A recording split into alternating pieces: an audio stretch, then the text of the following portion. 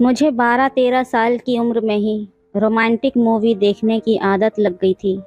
जब भी कोई रोमांटिक सीन आता तो मैं बार बार उसको देखा करती थी और उन रोमांटिक सीन्स को देखने की वजह से मैं वक्त से पहले जवान होने लगी थी। 14 साल की उम्र में ही मुझे शादी की ख्वाहिश जागने लगी, या फिर यूं कहें कि मुझे मर्द की ज़रूरत महसूस होने लगी थी। शादी हुई तो शादी के 2 हफ्ते बाद ही मेरा शौहर दुबई चला गया। मैं फिर से तन्हा रह गई। मैं अपनी तन्हाइयों को दूर करने के लिए फिर से वही मूवी देखने लगी। एक दिन मैं किचन में खाना बना रही थी और इंग्लिश मूवी भी साथ में देख रही थी। मूवी में बेहद रोमांटिक सीन चल रहा था, जिसे मैं बार बार देख रही थी कि मुझे अचानक महसूस हुआ कि मेरे पीछे कोई खड़ा है। मैंने पलटकर देखा तो पीछे मेरा देवर फैसल खड़ा था।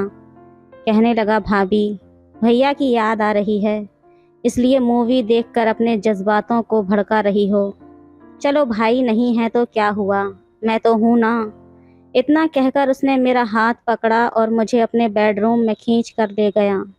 और फिर उसने पूरी रात, शादी को बस 2 हफ्ते ही गुजरे थे कि मेरा शौहर जुल्फ़िकार दुबई जाने के लिए तैयार था। मैं लाख कोशिश करने के बावजूद भी अपने आंसू रोक नहीं पा रही थी।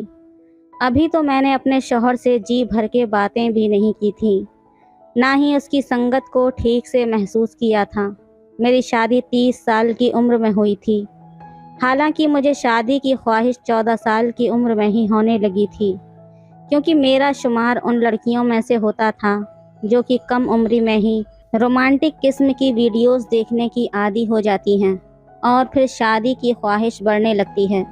मगर उस पर सितम ये था कि मैं मामूली शक्ल सूरत की मालिक थी। मेरे लिए जो भी रिश्ता आता मुझे बिना पसंद किए ही चला जाता था, और जब भी मेरे लिए कोई रिश्ता आकर वापस जाता तो मैं कई कई घंटे अपने कमरे में बेड पर लेटकर रोती रहती थी और फिर अपना दिल बहलाने के लिए मोबाइल उठाती और उस पर रोमांटिक किस्म की वीडियो देखने लगती।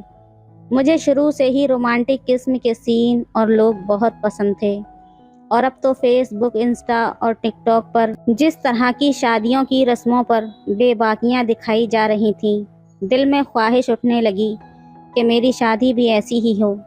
निकाह की रस्म अलग हो और शादी अगले रोज़ हो, और निकाह होते ही मेरा शौहर मेरे पास आए, मेरे माथे पर बोसा दे, मुझे सीने से लगाए, अपनी मोहब्बत का खुलकर सबके सामने इजहार करे। मैंने तो यहाँ तक सोच रखा था कि जब मेरी शादी होगी तो अपनी मेहंदी पर मैं अपने शौहर के साथ भंगड़ा डालूंगी, जैसे आजकल की लड़कियाँ अपनी शादियों पर हल्ला गुल्ला करती हैं। मैं बस ऐसी ही वीडियोस देखती रहती थी जिसमें न्यू मैरिड कपल बाहों में बाहें डाले अपने हनीमून का एक एक सीन फेसबुक और टिकटॉक पर शेयर कर देते हैं। मैं कई कई बार वो एक सीन ही देखती रहती थी। उस वक्त तो मेरे दिल में ऐसी शिद्दत से ख्वाहिश होती कि किसी से भी हो जाए, बस मेरी शादी हो जाए। लेकिन उस पर सितम ये था कि मैं किसी को पसंद ही नहीं आती थी। जैसे जैसे मेरी उम्र बढ़ने लगी, मेरी ख्वाहिशों में और भी ज़्यादा शिद्दत आने लगी। जब भी मेरी किसी कज़िन की या दोस्त की शादी होती तो जो उम्र में मुझसे छोटी होती, तो मैं उसके दूल्हे के पास बैठा देखकर ठंडी आहें भरती। वहाँ मौजूद कई लोग बातों बातों में मुझ पर ताने मारने लगते और मेरी अम्मी से कहते कि अरे फौजिया बाजी, अभी तक रेशमा का कहीं रिश्ता नहीं किया तुमने। ये आयशा तो मुझे लगता है तुम्हारी रेशमा से 4-5 साल छोटी थी, इसकी भी शादी हो गई। इस बात से मेरी माँ बिना जवाब दिए ही अपना रुख बदल लेती थी, और मुझे तो लगता जैसे किसी ने बड़े ज़ोर का घूंसा मेरे दिल पर मारा हो। मुझे सामने बैठी अपनी कज़िन जहर लगने लगती। मेरा दिल चाहता कि उसका मुंह नोच लूं और उसकी जगह मैं उसके दूल्हे के पास बैठ जाऊं। कुछ रिश्ते मुझे पसंद न करते और कुछ रिश्ते मेरे बाप और भाइयों को पसंद नहीं आते। कहते कि लड़के की उम्र हमारी बहन से ज़्यादा है, कभी कहते कि वो बहुत कम पैसे कमाता है। अगर ऐसे लड़के से रेशमा की शादी करेंगे तो सारी ज़िंदगी रेशमा हमारे दर पर ही बैठी रहेगी कि मेरा ये काम पूरा कर दो, मेरा वो काम पूरा कर दो। क्या बहन के लिए कमा रहे हैं? हमारे अपने बीवी बच्चे भी तो हैं, इसीलिए खाता पीता घराना देखना ज़रूरी है। सबको अपनी अपनी फ़िक्र थी, किसी को मेरे जज्बात का तो एहसास ही नहीं था। अब तो मेरे चेहरे की रौनक भी फीकी पड़ने लगी थी। इसलिए मैंने बेशर्म की तरह अपनी अम्मी से खुद कह दिया। मैंने कहा कि मेरे लिए जैसा भी रिश्ता आता है और मुझे पसंद करता है तो खुदा के लिए मेरी शादी कर दें। अगर कोई 50 साल का बुड्ढा भी मिल जाए तो उससे कर दें मेरी शादी। वो कम भी कमाता हो तो मैं आपके घर पर कभी मांगने नहीं आऊँगी। उसकी रूखी सूखी रोटियां खाकर गुजारा कर लूँगी। और अगर मेरी शादी आपने जल्द से जल्द ना कराई तो मैं वो करूँगी जो आपने सोचा भी ना होगा। अम्मी बोली, अच्छा क्या करेगी तू? मैंने कहा, मैं किसी के भी साथ भाग जाऊँगी, चाहे वो बुढ़ा हो, चाहे जवान या फिर शादीशुदा हो। फिर मत कहना कि हमारी नाक कटवा दी। शक्ल देखी है आपने मेरी? अरे दादी अम्मा लगने लगी हूँ। क्या सारी ज़िंदगी मुझे अपने घर पर ही बिठा कर रखना है आप लोगों को? मेरी उम्र की सारी सहेलियों की शादियां हो गईं और मेरी सहेलियां 2-3 बच्चों की माँ बन गई हैं। और मुझे देखो, मैं घर में बैठी बैठी बूढ़ी हो रही हूँ। मेरी माँ मुझे ज़ुबान दराज कहने लगी, देखो तो कैसी बेशर्म है, अपने ही मुंह से अपनी शादी की बात कर रही है। कम वक्त, कभी तुमने सुना है किसी लड़की को ऐसी बातें अपने मुंह से कहते हुए? मैंने कहा कि अम्मी, जब आप लोग नहीं सोचेंगे तो मुझे तो कहना ही पड़ेगा ना। ये कहना था कि अम्मी ने चप्पल उतारी और सीधा मेरे सर का निशाना लगाया। अगर मैं ज़रा सा ना हटती तो जूता सीधा मेरे सर पर लगता। मैंने गुस्से से अपनी माँ को देखा। मैंने कहा, अगर आपने मेरा ये पैगाम भाई और अब्बू तक नहीं पहुँचाया तो रिश्ता देखने आने वाले से मैं खुद कह दूँगी कि मुझे आपका बेटा कबूल है। मेरी ये बात सुनकर मेरी अम्मी ने उल्टी सीधी बातें बकनी शुरू कर दी। सारे जहान की गालियाँ मुझे दे डाली, लेकिन मुझे अब परवाह नहीं थी। मैंने इंतहाई मजबूरी में ये कदम उठाया था। मेरे इस कदम को उठाने से ये हुआ कि अगला रिश्ता आते ही मंजूर कर लिया गया। लेकिन लड़के वालों की एक ही डिमांड थी कि उन्हें शादी जल्दी और सादगी से चाहिए, और इस बात पर मेरे घर वालों को भी कोई एतराज़ नहीं था। 1 महीने के अंदर अंदर मेरी शादी जुल्फ़िकार से हो गई। मैं नहीं जानती थी कि शादी की इतनी जल्दी लड़के वालों को क्यों थी, लेकिन मैं जुल्फ़िकार को पाकर बहुत खुश थी कि चलो कम से कम मेरी ज़िंदगी में कोई मर्द तो आया। लेकिन ये खुशी भी मेरी आर्जी साबित हुई। ये तो शादी के चंद दिन बाद मालूम हुआ कि जुल्फ़िकार दुबई में नौकरी करता था। दुबई में किराए की टैक्सी चलाता था, इसलिए उससे ज़्यादा छुट्टियां नहीं मिली थीं। जब मुझे ये पता चला कि वो 1 हफ्ते बाद ही दुबई चला जाएगा तो ये सुनकर मैं बेहद परेशान हुई थी। मैंने तो रोना धोना शुरू कर दिया। मैंने कहा कि ये क्या बात हुई, अगर आपने दुबई में ही रहना है तो शादी क्यों की? जुल्फ़िकार कहने लगा कि अभी मेरा छोटा भाई यूनिवर्सिटी में पढ़ता है। जब तक कि उसका कारोबारी सिलसिला शुरू नहीं हो जाता, घर का इंतज़ाम तो मुझे ही चलाना है। 3 बहनों की शादी तो मैं कर चुका हूँ, लेकिन बहनों का आना जाना भी बहुत है। इतने सारे अखराजात पूरे करने के लिए अगर मैं इंडिया में टैक्सी चलाऊँगा तो कुछ भी पूरा नहीं कर सकता। जुल्फ़िकार तालीम याफ्ता नहीं था, बस उसे टैक्सी चलानी आती थी। वो कहने लगा कि मैं दुबई में वहाँ पर इतना कमा लेता हूँ कि घर में कभी तंगी नहीं हुई। मैंने कहा, ऐसा करो, मुझे भी अपने साथ दुबई में ले जाओ। मेरी बात सुनकर वो मुस्कुराने लगा। कहने लगा, ये इतना आसान नहीं है। मेरा वहाँ पर अपना कोई ज़ाती घर नहीं है कि मैं तुम्हें अपने साथ ले जाऊँ। वहाँ तो हम उसी वर्कशॉप में सो जाते हैं जिस मालिक की टैक्सी चलाते हैं। जब मुझे ये पता चला कि वो साल में बस 1 दफ़ा ही इंडिया आता है, वो भी बस 15-20 दिन के लिए, तो मेरा दिल चाहा कि अपना सर दीवार से मार कर फोड़ लूँ। ये कैसी शादी थी? अव्वल तो मेरी शादी सादगी से हुई थी, जैसे ख्वाब मैंने शादी के देखे थे वैसा कुछ भी नहीं हुआ था, लेकिन मैंने सब्र कर लिया था। उसके बाद जुल्फ़िकार भी अनरोमांटिक किस्म का बंदा था। मेरी कभी खुलकर तारीफ नहीं की, न अपनी बेताबियों का इजहार किया। मैंने उस पर भी सब्र का घूंट पी लिया, लेकिन साल में बस 15-20 दिन शौहर की संगत पर मैं सब्र नहीं कर सकती थी।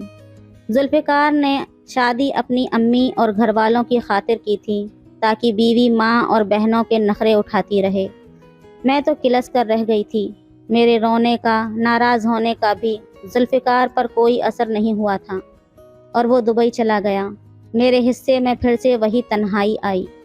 मुझे रात रात भर नींद नहीं आती थी। जुल्फ़िकार के साथ बीते दिन याद आने लगते।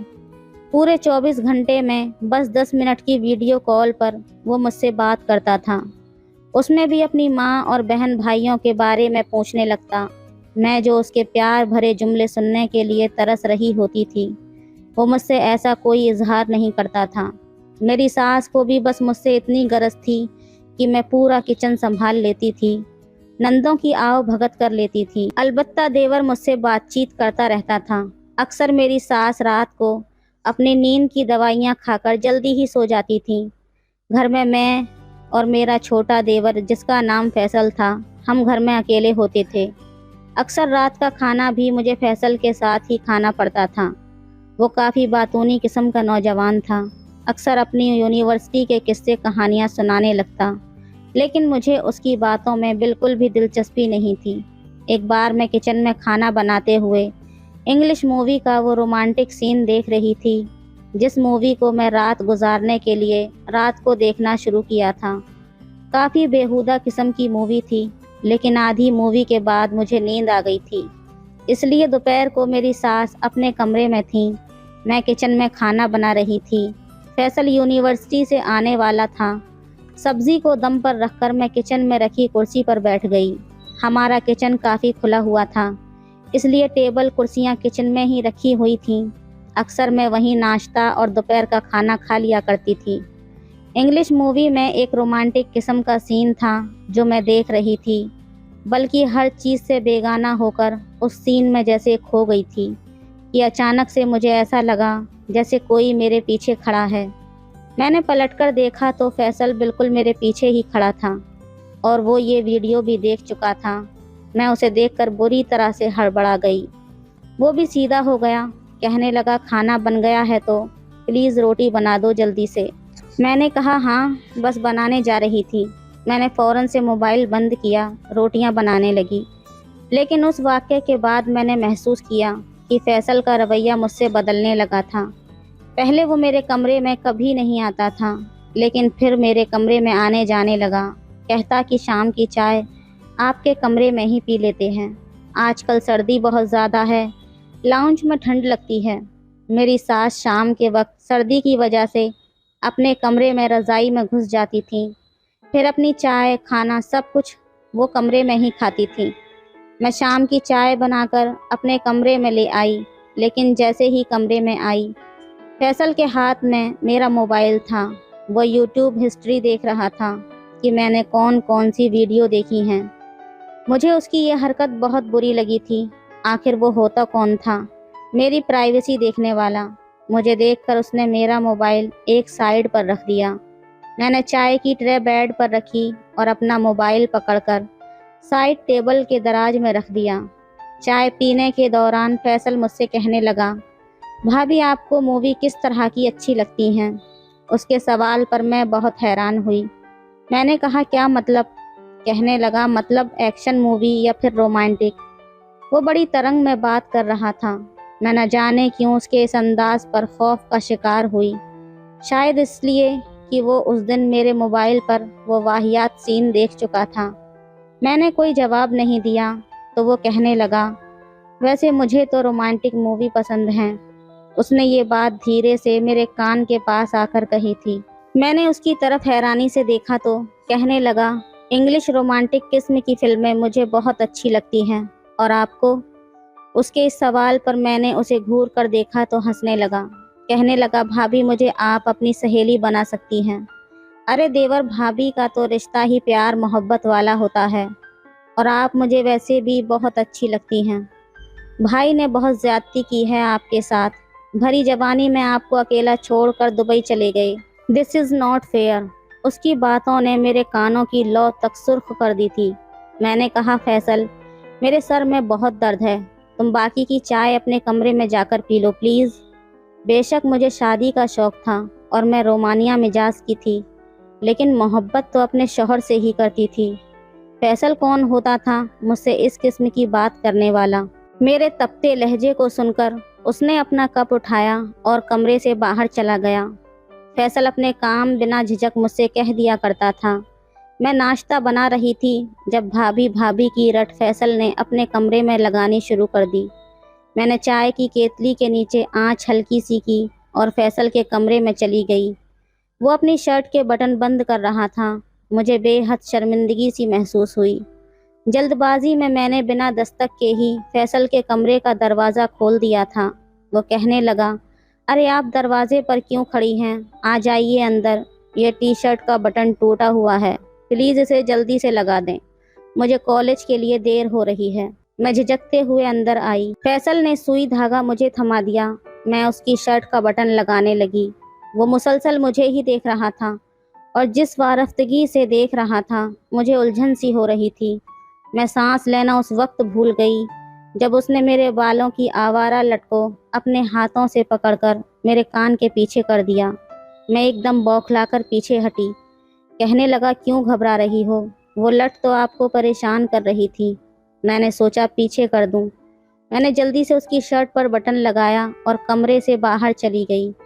لیکن اب میں نے محسوس کیا تھا کہ وہ میرے قریب آنے کی کوشش کرتا ہے۔ میں اب فیصل سے کترانے لگی تھی۔ ایک بار رات کے وقت میں سو رہی تھی کہ مجھے ایسا لگا جیسے کسی کی نظروں کی تپش میرے چہرے پر پڑی ہے۔ گہری نیند میں بھی میری آنکھ کھل گئی تھی۔ میرے کمرے میں بس نائٹ بلب کی روشنی تھی۔